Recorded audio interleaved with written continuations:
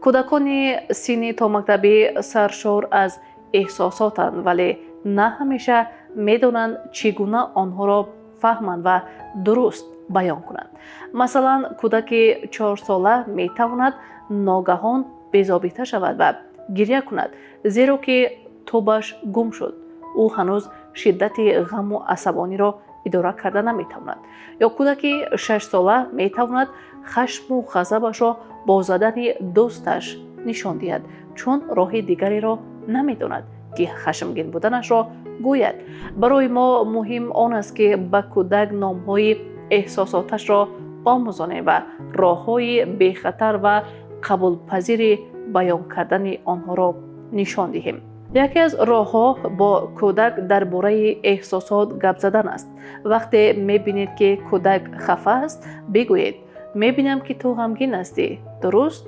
او شاید سر جنباند یا حتی گریه کند و بگوید ها.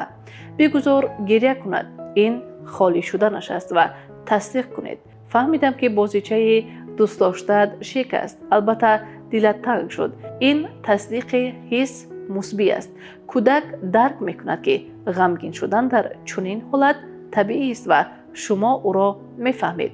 نگویید این هیچ گپ نه، چیزی نشده است. این سخن احساساتش را بی ارزش میکند. وقتی احساسات را نام و به رسمیت میشناسید، کودک خودش هم آن را شناخته میآموزد. آهسته میتوانید آموزانید که با غم و قهرش چی کند. مثلا بگویید وقتی غمگین هستی بیا مثل من نفس چقور میکشیم، یا وقتی خشمگین شده تو میتوانی به این بالشت ضربه زنی به جای آنکه دادرچه را بزنی.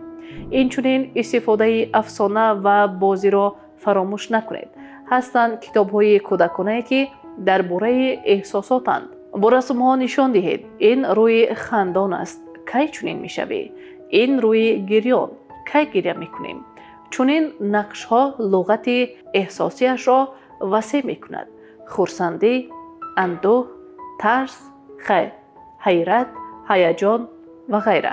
همچنان کودک را تشویق کنید که درباره احساسات دیگران فکر کند. مثلا برادرش را زد و او گریه کرد. بعد چند وقت هنگامی که آرام شدند این مسئله را محاکمه کنید. دیدی دادرچه‌ات غمگین شد، او هم احساس دارد. فکر میکنی بهتر نبود با او با سخن گپ زنی، نه با زدن. همین گونه صحبت ها امپاتیا یا همدردی را در دل کودک سبز میکند. ضمناً خود شما هم باید نمونه باشید. اگر شما خشمگین شدید بعداً به کودک شرح دهید ببخش آچد امروز عصبی شد، به تو با آواز بلند گپ زد، من خودم خطا کردم، همان وقت خسته بودم و به غضب آمدم. این نه تنها ارزش عذرخواهی را می آموزد، بلکه نشان می دهد که کلانسالان نیز احساساتی می شوند و آن را اعتراف می کنند. باوری حاصل کنید که فرزند شما می داند هر احساساتی که دارد خوب است.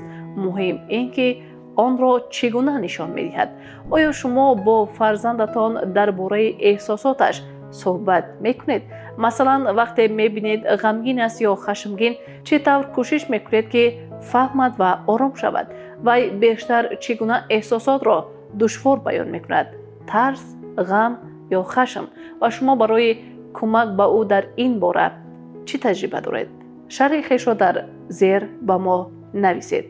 سرپرستی برنامه ما شرکت لیندوید می باشد. لیندوید برای تمام عائله.